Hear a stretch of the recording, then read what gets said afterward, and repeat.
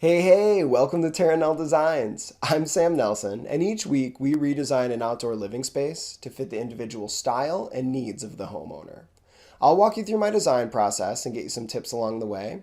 If you find this video helpful, please take a minute to hit like and subscribe. That really helps.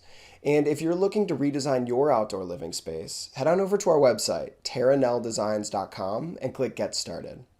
All right, let's get to it.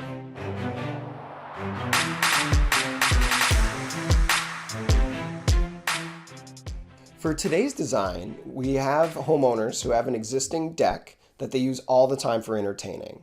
Now, they have bigger families and lots of friends, so when they're entertaining, it can sometimes feel a little tight in that space. So we want to add some entertaining space.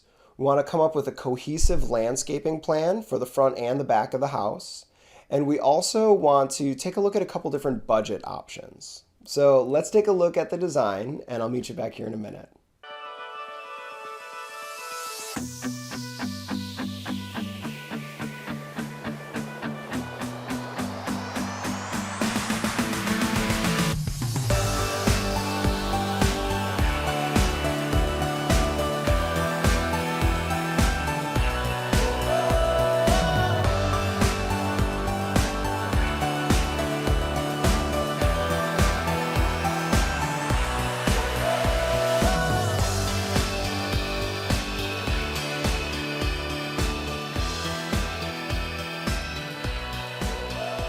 Let's start with the Premier design that has all the bells and whistles, and then we can take a look at ways that we can save some money and cut some costs at the end. So for this design, we are going to pretty much leave the deck alone. We will add some market lights, so we can do that real simply by adding some posts to the corners and running market lights to frame out the existing deck. This is a great space if you're just going out for your morning coffee or if you're going to have a cocktail at nighttime. Their deck actually has a gate as well, so they use it for the little ones to play outside while mom and dad are in the kitchen getting dinner ready. The little ones can play outside a little bit with the gate closed, knowing that they're secure. Now for the Premier design, coming off that deck, we're going to land on a nice big patio, big enough to have an 8-person table. And we also have a seat wall framing an existing tree that's doing really well. That seat wall can double, not only is it a cool accent piece, but it can double as seating. So someone could be sitting on that seat wall, setting their drink there while they're talking to people who are eating. It's just a little bit more function as well.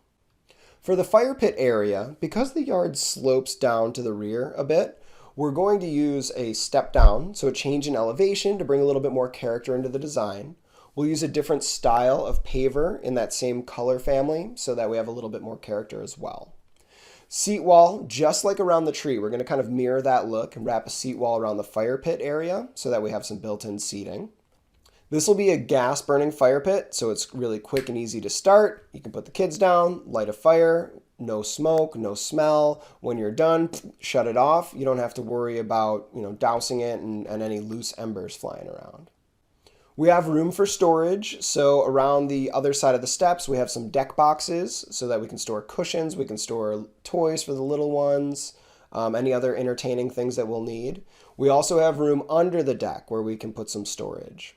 Now for the landscaping, we're going to use some horticulture, some landscaping to kind of block the underside of the deck so that we're not staring at those deck boxes, but making sure that it's still accessible on the other side. For the landscaping, we're using a combination of mulch and decorative stone, and then we actually even have a second type of decorative stone framing out that maple tree. So that way we have a lot of really cool interest. We can really break up the look, so it's not just one flat pattern. We have different textures as well. We're focusing on warm colors mostly. We have some perennials, some low maintenance grasses, we have some burning bushes so that we have year-round interest. And we're bringing those same plants and features to the front. Now in the front they have a lot of good existing landscaping, so we just need to kind of clean it up a little bit. A couple trees that are a little oversized that we'll swap out for something a little bit more manageable. Now to be a little bit more budget conscious and have this design a little bit more friendly on the pocketbook, we could start by removing those seat walls. They're great features, but to make sure that they're not leaning or settling incorrectly on you, you really want to make sure they're done well and you don't cut corners on the cost. Another way that we can save is we can trim up that patio a little bit. The deck boxes don't need to be sitting on pavers. If you just want to have some decorative stone with some steppers, that's a great way to kind of cut down on the square footage of that paver patio. Decorative stone is going to be more expensive up front. However, over the years, mulch needs to be refreshed. So with the decorative stone, if you really needed to cut the cost down on the initial design, we could use more mulch. But if we're really building this for the long haul, decorative stone ends up being a pretty good deal. All right, well that wraps it up for this week. I hope you guys found some value from this video. If so, please take a minute to hit like and subscribe. That really helps. If you have any questions or recommendations on videos that you'd like to see in the future, please let me know in the comments below. And if you're looking to kick your backyard up a notch, head on over to terranelldesigns.com and click Get Started. And until next week, I'm Sam, and this is Terranell Designs.